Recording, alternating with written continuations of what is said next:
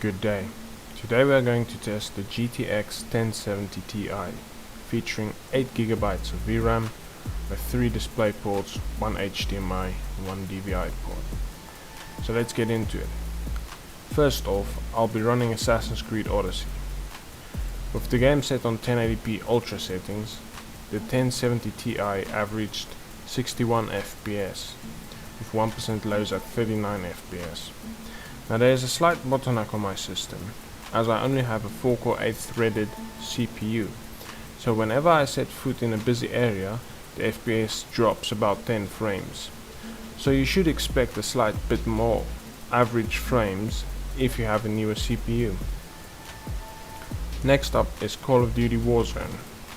With the game set on 1080p max settings with ray traced shadows on, the average frames was a whopping 109 FPS with 1% lows of 65 FPS. Indeed a very playable experience of the 1070Ti. Can it run Crysis Remastered, you ask? Well, yes it can. With Crysis Remastered on high settings, with no ray tracing enabled at a resolution of 1440 by 900, the GTX 1070Ti averaged 77 frames per second with lows of 33 FPS. To turn it up a notch, I set Crysis to very high settings and ray tracing to Can it run Crysis mode.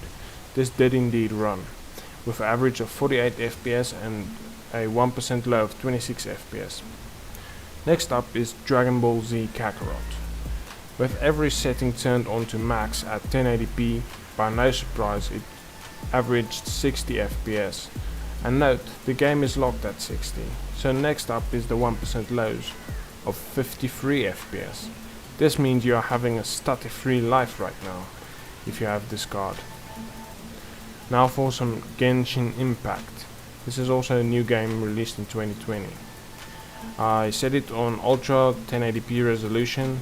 The game is also locked at a solid 60, so the average returned 60 FPS by no surprise. With a 1% low of 59 FPS, that is so close to the average, it baffles me with smoothness. Now for some Horizon Zero Dawn. On 1080p Ultra, the 1070Ti averaged 62 frames per second with 1% lows of 35 FPS. It's scary how close it is to being under 60 FPS, but hey, it still beats the odds. Next up is Marvel's Avengers. At 1080p Ultra it averaged 52 FPS with 1% low of 28 FPS. This one unfortunately drops under 60. I guess newer games will really start running under 60 FPS on this card then. Certainly people with the 1070Ti will need to start considering the eye candy versus FPS idea.